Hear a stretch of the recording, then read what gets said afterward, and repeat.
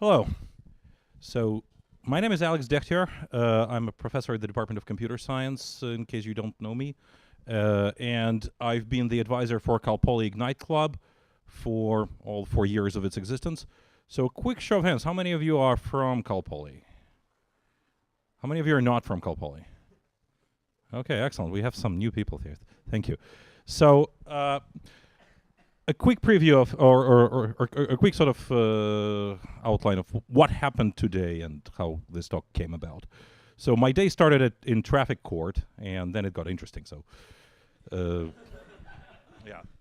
So up until about 24 hours ago, I was going to give a completely different talk, and then I realized that the topic of the talk of the entire Ignite is today's do-it-yourself. And one of the important parts of doing it yourself is sort of very careful management of resources. So this is a recycled talk. So if you were so if you were at an Ignite event at Cal Poly in November of 2012, you may have seen this. But some things have changed. But hopefully there are enough new people that it doesn't sound too cheesy. With that in mind, let me start. So one of the biggest components of doing it yourself is being resourceful. In case it's not noticeable, in case you don't know, I was born in the Soviet Union. And so what I'll talk about is the resourcefulness of people in the Soviet Union in about 1950s and 60s.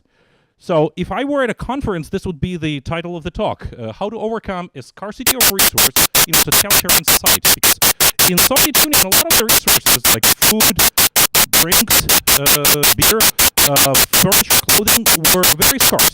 Today, I'm not interested in material resources, I'm interested in spiritual ones. And music was also a very scarce resource in Soviet Union, especially music that originated elsewhere, that originated out in the West.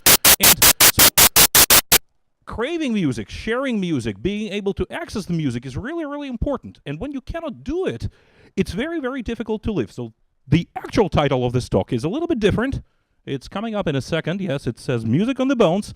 And this is basically about what these very resourceful people did when they couldn't get access to their music.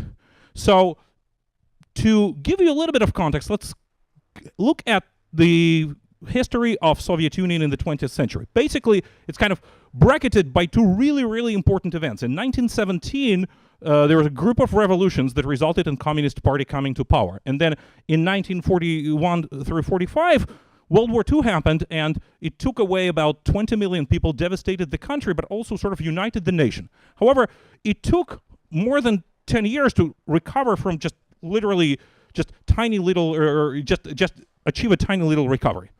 You have heard of Iron Curtain. This is for real. During all this time, the Soviet citizens were protected from Western influences, from like political and economical, all the way down to like wearing clothing like jeans. And this did not stop at material goods. It also went to music. Today, it's just he wants to play his country. Soon he'll cast away. This is my translation of an actual official jingle sponsored by the Communist Party. Like, this is the attitude. This is how people thought of jazz music, which is completely not offensive these days. So, and even if you wanted music, there's only one state-run record company that didn't really release any Western music at all, although it was not prohibited, but it wasn't really available.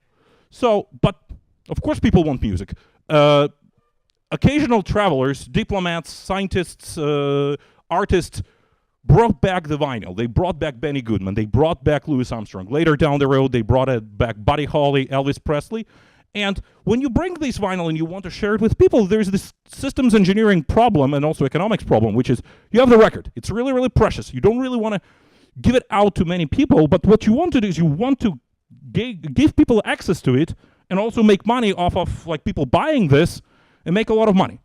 You couldn't do it on a reel-to-reel because reel-to-reel players were not available at that point, but almost everybody had this little simple recorder, and so you could do vinyl, but vinyl discs on which you could do it yourself were not available. You need some substitute that's easy to obtain, flat, easy to scratch, and easy to shape. What would that be? unlike American hospitals, Russian hospitals throw away their X-ray film, which is easy to scratch, easy to shape, easy to obtain, flat plastic. So, here's the music on the bones. Enterprising souls would beg, borrow, or steal stacks of these X-ray films, would cut them, and then would scratch them using the recording equipment to put out these singles. So this is St. Louis Blues, and this is how they're played. You put a record, and you put this one on top of it, and it works. So that is how you do it when you don't have access.